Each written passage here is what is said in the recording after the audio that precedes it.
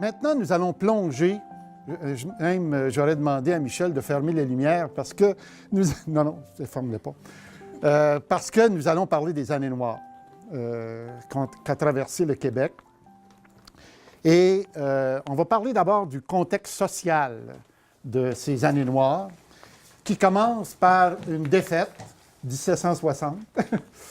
Alors, 1760, c'est la conquête de la Nouvelle-France par l'Angleterre. Et ceux qui restent, ceux qui ne sont pas repartis en France, ceux qui restent, qui ne s'appelleront pas encore les Canadiens français, là, mais les colons qui sont encore là, il y a trois mots qui visent à définir leur lutte pour la survivance, parce qu'il faut qu'ils survivent devant des gens qui les ont vaincus. Ces trois mots-là, c'est religion, langue, patrie.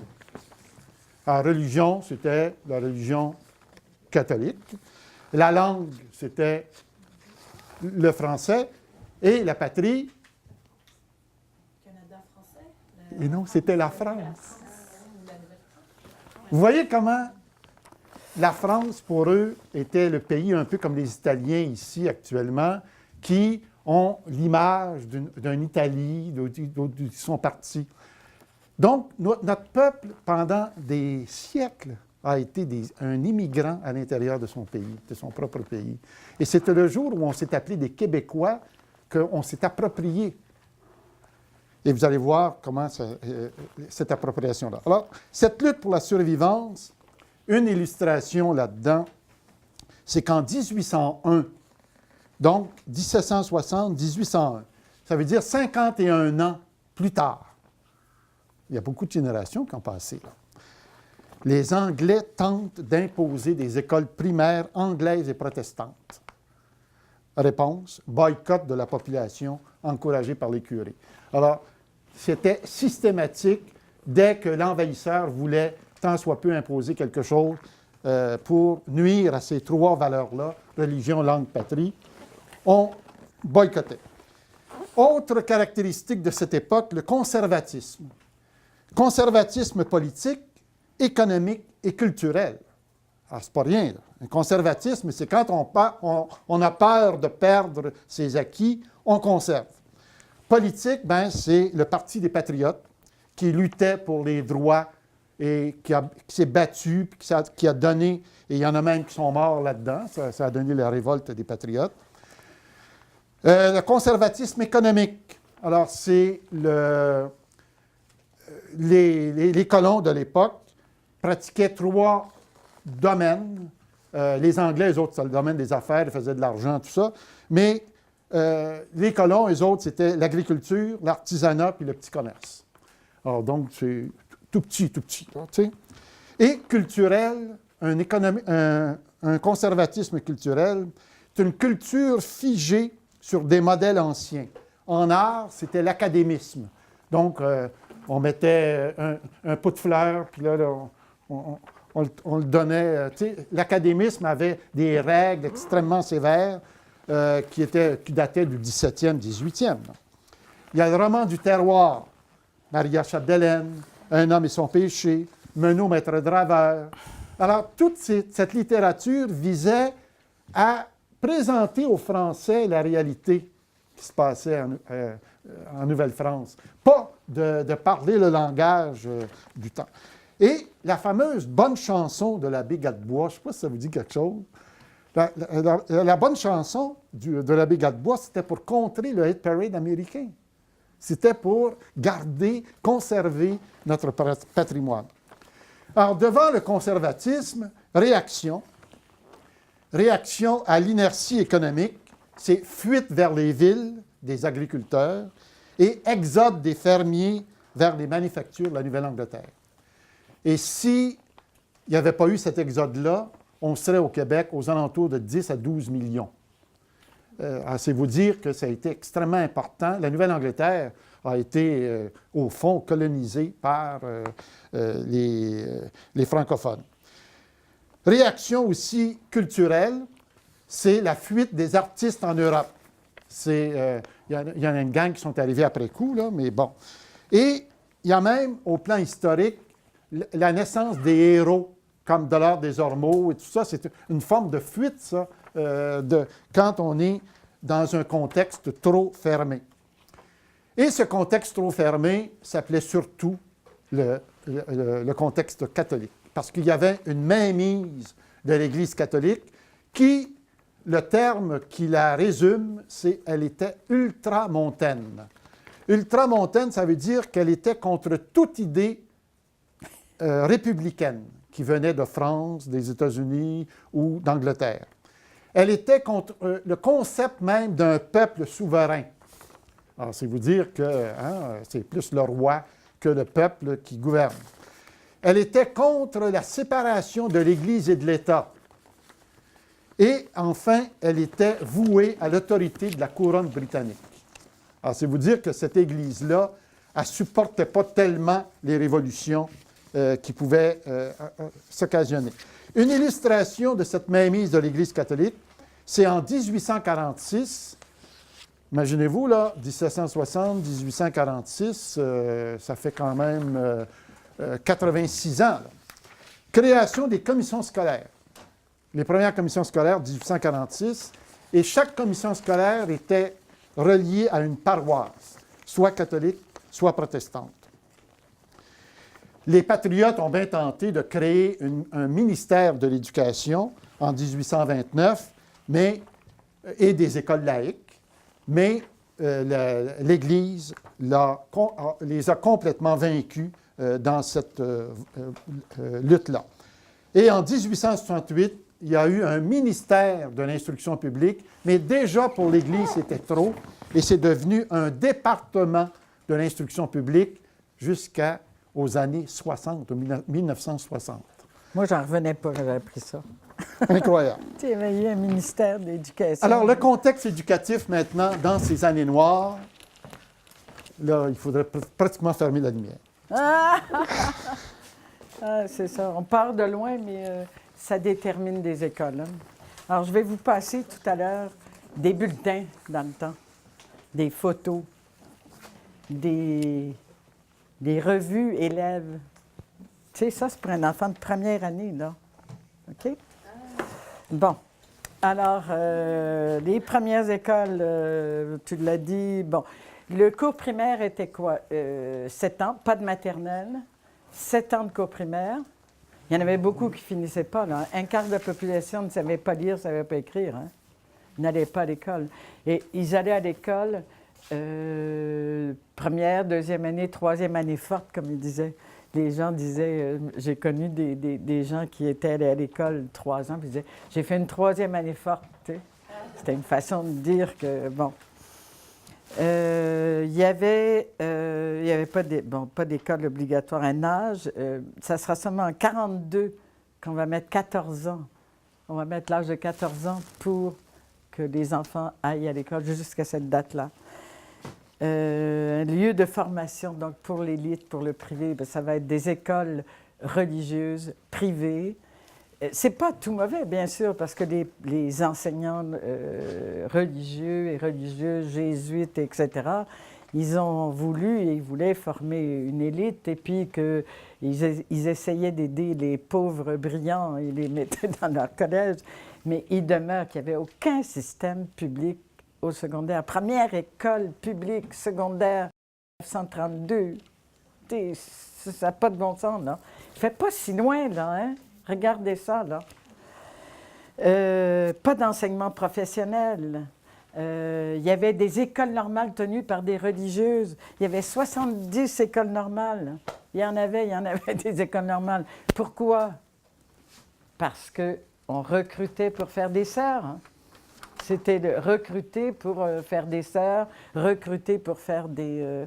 Il y avait des prises de ruban, ça ne vous dit rien, ça, mais les finissants là, des collèges, il y avait la prise des rubans. Alors, ils disaient par un ruban où ils allaient, qu'est-ce qu'ils prenaient comme décision. Le ruban blanc, le premier ruban, c'était curé. Tu sais? Deuxième, médecin, bon, formait cette petite élite-là. Les classes étaient... Moi, j'ai commencé à enseigner en 1962. D'accord? Alors, regardez les bulletins qu'ils avaient. Ne bougez pas, là, je vais vous donner ça. Je vous passe ça en vrac, mais ne les gardez surtout pas, ça appartient à mes amis. Alors, je vais vous passer, tiens, vous en prenez là. Vous regarderez comment il y a des bulletins, ça c'est des choses, les photos, bon, allez-y, là, puis vous repassez ça. Alors, vous voyez qu'il y avait d'abord des écoles de garçons, des écoles de filles. Hein? C'était marqué sur la pierre, école de filles, école de garçons. Les filles étaient habillées avec des choses noires. Quand je suis arrivée, moi, au Canada, c'était comme ça. Je suis arrivée en 51. Il y avait des petits costumes noirs, des petits cols blancs, des bas noirs, et puis bon. Et on était, vous allez voir dans les bulletins, là, il y a des classes, ils étaient 40 en deuxième année. 40, 39, effrayant. Non, il n'y a pas de filles là-dedans. C'est ça, le département de l'instruction publique. Bon, les matières. Vous voyez la première matière que vous voyez sur le bulletin? Catéchisme. Catéchisme, évidemment. Alors, catéchisme. Et vous regarderez dans la revue élève qu'on avait dans ce temps-là, il y avait la revue élève pour le maître, pour l'élève, et la revue le maître avec le corrigé. Hein? Et vous regarderez la proportion de religion qu'il y a là-dedans, bien, c'est inouï. Puis ça occupait beaucoup de notre temps, hein? Je vous assure. C'était pour les filles, comment tenir la maison, comment être une bonne... Ah ben oui, bien sûr. Bon, alors, qui veut la revue élève, là? Donc, les programmes, quand je suis arrivée dans l'enseignement en 62, j'enseignais en 8e F. J'enseignais au secondaire. Près de la rue Papineau, là. Alors, 8e F, il y avait 8e A, B, C, D, E, F. Savez-vous combien j'en avais en 8e F? J'en avais 38. Savez-vous quel âge j'avais mes élèves? De 12 ans à 18 ans. Alors, 12 ans à 18 ans, parce qu'il y en avait qui avaient doublé, triplé, je ne sais pas quoi. Et donc, il y avait le bénitier. OK, ça va? Il y avait le bénitier en entrant dans l'école, dans la classe, avec le petit truc. Et puis, il y avait... C'est drôle, hein? Les sauvages qui sont sur les... Les sauvages, là, c'était des méchants, puis ils le disent là-dedans. Donc, il y avait le bénitier. Et moi, je me souviens, la directrice qui était passée, « Mademoiselle Marton, votre bénitier est sec. » Je dis, oui, le bénitier est sec, certain qu'il est sec. Donc, mes élèves, moi, 8e F, je veux juste vous raconter une anecdote, mais elle est tellement incroyable. Là. 38, hein, vous imaginez un peu le... En 8e A, c'était les brillantes, là, qui avaient toutes du même âge. Là. B, alors on descendait comme ça. 8e F, ils les avaient mis sur l'étage des 10e et des 11e pour ne pas contaminer les autres. Ah, c'était plein de stratégies, là, wow! Alors... c'était des sœurs de la congrégation qui étaient là, qui étaient gentilles, mais qui venaient ça de main de maîtresse femme. Là.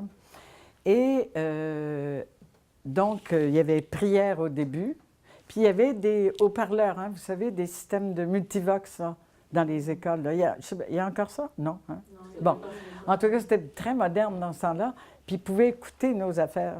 Alors, ils écoutaient pour voir si on faisait la prière. Le matin, en revenant de la récréation, on se mettait à genoux. L'après-midi, on revenait, quand je suis arrivée de France, on se mettait à genoux l'après-midi, on faisait ça. Puis il y avait le curé passait une fois par mois dans nos classes. Il confessait, on s'en allait à l'église. En tous les cas, c'était chargé. On rigole pas, là. Hein? C'était ça. Et encadré par des mouvements d'enfants de Marie, pour compléter, on s'amusait avec les enfants de Marie, la JC, le truc. Bon, il y avait toutes sortes de mouvements religieux. Alors, c'était important, ça baignait, les manuels étaient pleins d'évocations religieuses, et on a essayé de comprendre, Pierre et moi, d'où ça venait, ça. Hein?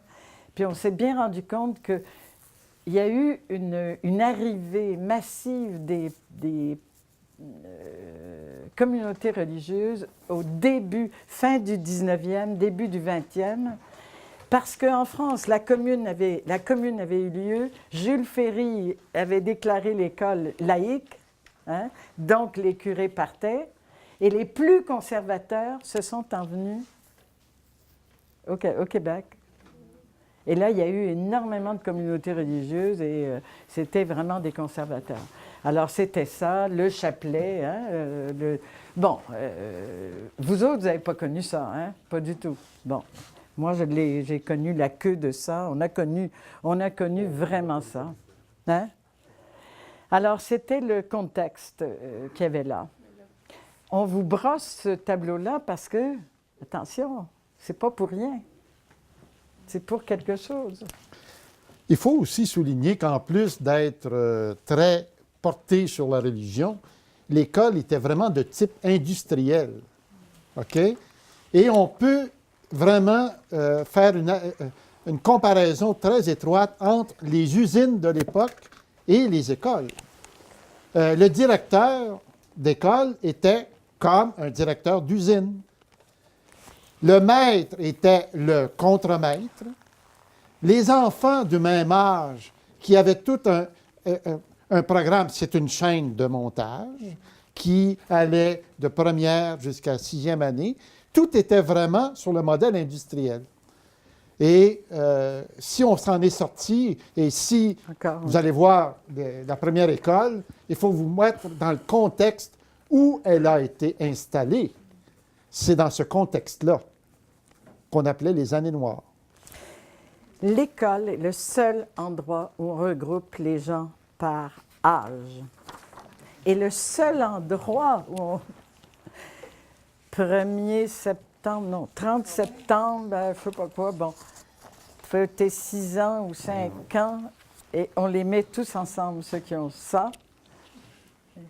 L'industrialisation, on leur montre à lire, paf. Les programmes, après, ont été prévus comme ça. Hein? Non pas en fonction de l'enfant, mais en fonction d'une production. La transition vers la Révolution tranquille s'est faite, mais vraiment très doucement. Au milieu du 19e siècle, un bonhomme, retenez ce nom-là, Arthur Buys, B-U-E-S.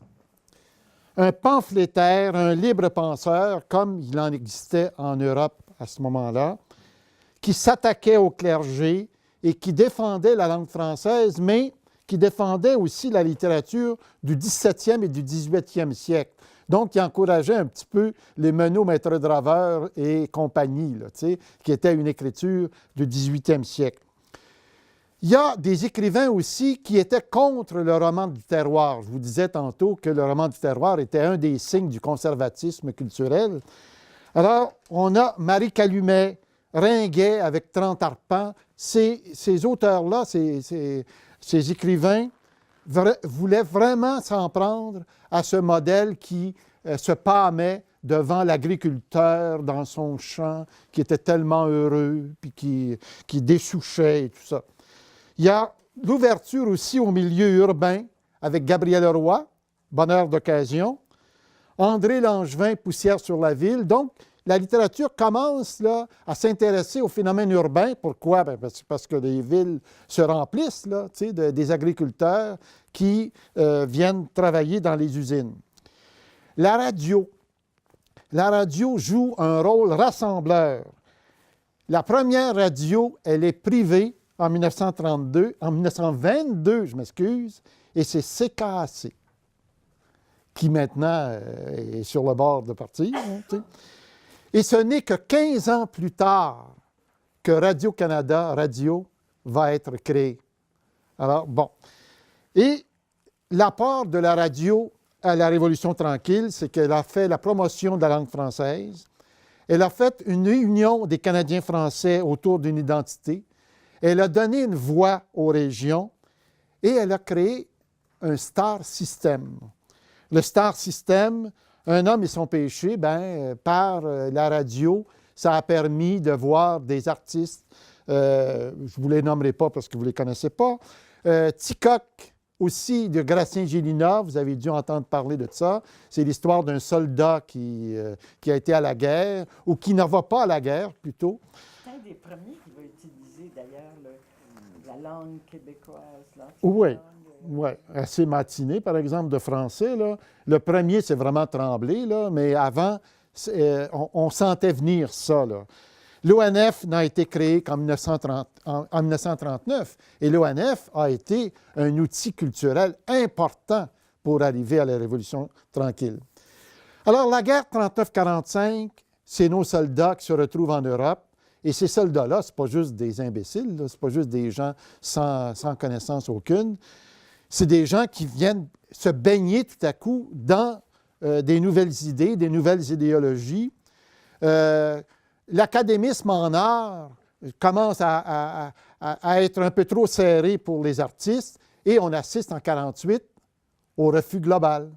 Le refus global, c'est vraiment le signe d'une époque qui veut balayer les idées reçues. L'avant-garde, dans tous les domaines, apparaît tant dans la danse que dans les arts. Par ailleurs, il y a la culture de masse à l'américaine. Là, les gens commencent à se doter, en plus d'avoir des spectacles et tout ça venant des États-Unis. C'est tout le phénomène de la consommation américaine, des frigos et tout ça. Et savez-vous en quelle année le droit de vote a été accordé aux femmes? Pardon? 1940. Alors, c'est vous dire qu'avant, les femmes étaient au foyer, c'est les hommes qui se chargeaient de mener le pays. Le contexte éducatif qui préparait la Révolution tranquille, Françoise. Moi, je pense qu'ils ont besoin de se lever 2 minutes. Oui, mais après. Après? OK? Hey, il est sévère, lui. C'est une question, Il est sévère, hein?